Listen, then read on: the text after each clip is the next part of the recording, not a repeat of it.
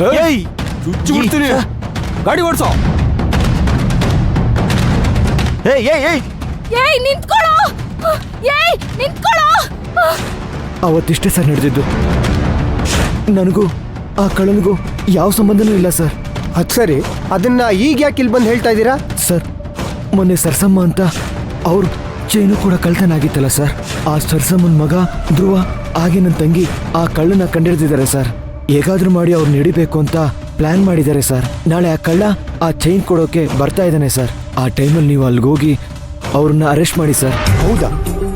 ಯಾಕೆ ಇಷ್ಟೊಂದು ರಿಸ್ಕ್ ಎಲ್ಲ ತಗೊಳಕ್ ಹೋಗ್ತೀರಾ? ಏನಾದ್ರೂ ಹೆಚ್ಚು ಕಮ್ಮಿ ಆದ್ರೆ ಏನ್ ಗತಿ? ಅದನ್ನೆಲ್ಲ ನಮ್ ಗಮನಕ್ಕೆ ತರಬೇಕು ತಾನೆ. ಅದು ಸರಿ, ಈಗ ಮೊದಲು ಕಂಪ್ಲೇಂಟ್ ಬರ್ಸಿ, ಆಮೇಲೆ ಏನು ಅಂತ ನೋಡೋಣ. ರೇ ಪಿಸಿ, ಇವ್ನ ಕರ್ಕೊಂಡು ಹೋಗಿ ಕಂಪ್ಲೇಂಟ್ ಬರ್ಸ್ರಿ. ಬನ್ರಿ.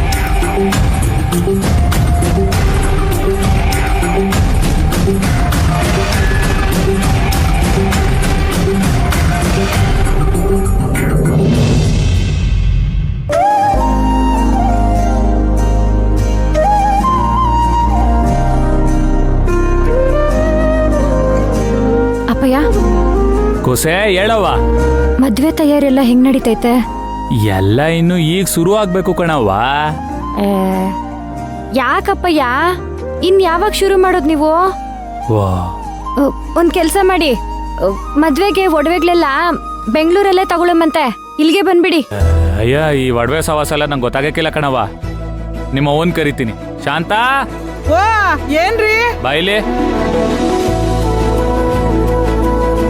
ಮೈನಾ ಫೋನ್ ಮಾಡವಳೆ, ಅದೇನು ಅಂತ ಕೇಳ್ಕೊ. ಅದೇನೋ ಒಡವೆ ಗಿಡವೆ ಅಂತವಳೆ, ಅದೆಲ್ಲ ನಂಗೆ ಗೊತ್ತಾಯ್ಕಿಲ್ಲ. ಆಯ್ತಾಯ್ತು. ಅವ್ವ ಮೈನಾ, ಹೆಂಗಿದ್ಯವ? ಆಮ ಇದೀನಿ. ಯಾಕೆ